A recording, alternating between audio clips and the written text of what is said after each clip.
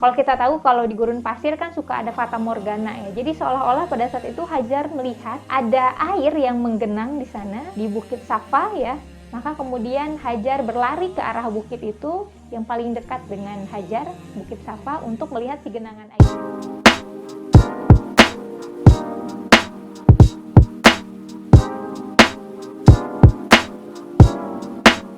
Bismillahirrahmanirrahim. Assalamualaikum warahmatullahi wabarakatuh. Alhamdulillahirrahmanirrahim. Akhirnya TU mau bercerita sampai ke episode 9. Dan kita juga sudah mendekati akhir ya dari series Ibrahim ini. Semoga teman-teman yang sudah menonton di episode sebelumnya bisa mengambil manfaat dan juga bisa tertantang untuk membaca atau melakukan riset terkait dengan kisah Ibrahim ya. Nah, di episode 9 ini kita akan membicarakan mengenai bagaimana kehidupan setelah Ismail dan juga Hajar ditinggalkan di Lembah Baka. Dan kemarin juga kita sudah ngobrol terkait dengan pertolongan Allah yang memunculkan mata air, yaitu Zam-Zam, mata air Zam-Zam. Awalnya dari ucapan Hajar ya, yang membendung air itu sehingga air itu menjadi satu sumber kehidupan gitu ya, yang itu membuat Lembah Baka yang asalnya adalah lembah yang tidak berpenghuni menjadi bagian dari pusat peradaban dunia sampai sekarang, seperti itu. Awalnya dari ada Bani Jurhum. Nah, jadi setelah mereka ditemukan gitu ya dan bertemu dengan Hajar dan juga Ismail di dekat mata air yaitu Zam-Zam ini, mereka akhirnya beranak pinak di sana. Mereka tinggal bersama Hajar maupun Ismail dan mereka menyayangi Ismail. Mereka menyayangi Ismail. Terus gimana kabarnya dengan Ibrahim? Nah, jadi Ibrahim pada saat itu memang ditugaskan untuk melakukan dakwah ke negeri yang namanya negeri Palestina ya.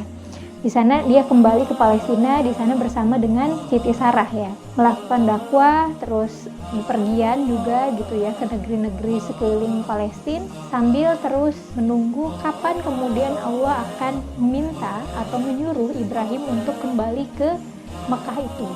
Dan Ibrahim yakin bahwa sesungguhnya ketika dia akan sampai ke sana pasti Hajar maupun Ismail sudah hidup dengan baik-baik saja. Sudah ada peradaban di sana karena memang doa Ibrahim demikian. Nah, maka kalau kita lihat ya di dalam Al-Quran, kita bisa baca surat As-Saffat, teman-teman bisa lihat ayat 99. Nah, di sini kalau di ayat 99 ini terkait dengan Ibrahim yang sudah pergi dari Babilonia pada saat itu. Nah, kemudian kita tahu doanya, ya Tuhanku, anugerahkanlah kepadaku seorang anak yang termasuk orang yang soleh. Wabi habli minas solihin. Nah, kemudian kami beri kabar gembira kepadanya dengan kelahiran seorang anak yang sangat sabar. Nah, ini ada kata kunci di sini. Ada di surat As-Saffat ayat 101 ya. Fabasyarnahu, kami berikan basyarnahu kepadanya kabar gembira. Bigulamin halim, akan ada seorang anak yang itu sangat sabar. Ya, jadi kata kuncinya di sini Ismail itu terkait dengan kesabaran gitu. Jadi ini kalau teman-teman mungkin baca atau pernah dengar isunya gitu ya, orang-orang yang memiliki keyakinan Yahudi maupun Nasrani meyakini bahwa yang dijadikan sebagai sembelihan adalah Ishak gitu, dan mereka meyakini bahwa Ishak ini adalah yang dijanjikan oleh Tuhan, seperti itu. Sedangkan kalau kita lihat dalam Al-Quran, nama Ismail ini terkait erat dengan kesabaran, berbeda dengan pemberian nama Ishak. Karena kalau kita lihat di ayat berikutnya, ini bicara mengenai satu momen ya setelah ini. Jadi ketika Ibrahim akhirnya kembali ya ke kota Mekah, pada saat itu sudah ada peradaban di sana, Bani Jurhum sudah beranak pinak juga gitu ya, sudah menjadi kota yang hidup. Nah, Ibrahim akhirnya diberikan satu perintah oleh Allah untuk kembali ke sana, ke lembah Mekah itu gitu. Maka Ibrahim kembali ke Mekah, kemudian bertemu dengan istrinya yang sudah sangat lama gitu ya ditinggalkan, udah pasti kangen banget, apalagi sudah ada seorang anak yang dinantikan dengan begitu lama. Maka pertemuan ini adalah pertemuan yang begitu dinantikan oleh ketiga-tiganya gitu. Hajar sangat menantikan pertemuan ini, Ismail juga sudah sangat kangen sama ayahnya, begitu juga Ibrahim. Maka Ibrahim datang ke sana melepaskan kerinduannya ya. Dan ketika sedang rindu-rindunya itu melihat anaknya yang sudah semakin besar gitu ya, tumbuh dengan baik di sana, sudah menguasai bahasa Arab, kebudayaan Arab gitu. Dan pada saat itu kemudian Allah memberikan ujian yang begitu sulit, yang ini menjadi puncak dari ujian Ibrahim dan juga keluarganya gitu ya. Puncak dari ujian ini kita sudah tahu mungkin ya, bahwa pada satu malam Ibrahim bermimpi bahwa di dalam mimpinya ini dia melihat dia sedang menyembelih anaknya, dan ini berlangsung lebih dari satu kali. Jadi ketika mimpi pertama kali Ibrahim merasa oh mungkin itu adalah bisikan dari setan, makanya dia tidak gubris. Namun ketika itu berulang ya, terjadi berulang, di sini dia berpikir gitu ya, Ibrahim berpikir bahwa mungkin ini bukan bisikan setan gitu. Apalagi seorang nabi itu terjaga ya dari yang namanya mimpi-mimpi kosong gitu. Jadi mimpi yang datang kepada seorang nabi adalah mimpi yang benar. Nah, maka pada saat itu Ibrahim dengan suasana hati yang gak enak ya pasti ya, ketika dia meyakini bahwa oh ini mimpi yang datang dari Allah, maka kemudian dia harus melaksanakannya gitu. Maka pada saat itu dalam suasana yang dia itu lagi kangen-kangennya ya sama anaknya, baru melihat bagaimana tumbuh kembang anaknya, apalagi dulu tidak ada yang namanya HP ya, zaman belum digital kayak sekarang gitu. Jadi dia tidak membersamai anaknya, tidak membersamai pengasuhan terhadap anaknya, dan dia melihat anaknya ini begitu soleh, begitu tumbuh dengan baik gitu ya, menghormati dia sebagai seorang ayah, menghormati ibunya, kemudian tumbuh di satu masyarakat yang juga beradab. Dia begitu begitu sangat memet gitu ya kalau kata bahasa Sundanya mah. Jadi begitu sangat-sangat sayang gitu ya. Dan ketika perintah ini sampai kepadanya, hatinya berasa teriris gitu, karena dia saking lagi sayang-sayangnya, di puncak kecintaannya terhadap anaknya, dan pada saat itu pula ujian terbesarnya datang, yaitu untuk menyembelih sang anak gitu. Ini satu perintah yang sulit ya. Sebagaimana kita sebagai seorang orang tua, sebagai seorang ibu atau sebagai seorang ayah, kita memahami betul bagaimana sih sulitnya menjaga seorang anak gitu ya, membimbing seorang anak gitu. Dan jangankan disembelih gitu ya, ketika anak kita jatuh aja kita bisa khawatir gitu, bisa ketika anak kita terluka kita ikut merasakan luka yang sama gitu. Jadi ini adalah fitrah seorang ayah maupun seorang ibu gitu. Nah, dan pada saat itu ketika dia sedang mencerna gitu ya, bagaimana cara menyampaikan kepada anaknya pada saat itu, nah kita lihat di ayat ke-102 gitu ya, dikatakan di sini, maka ketika anak itu, siapa, Ismail ya, sampai pada umur yang sanggup berusaha bersamanya gitu. Jadi usianya sudah cukup untuk berusaha bersama, artinya dia bukan lagi anak-anak.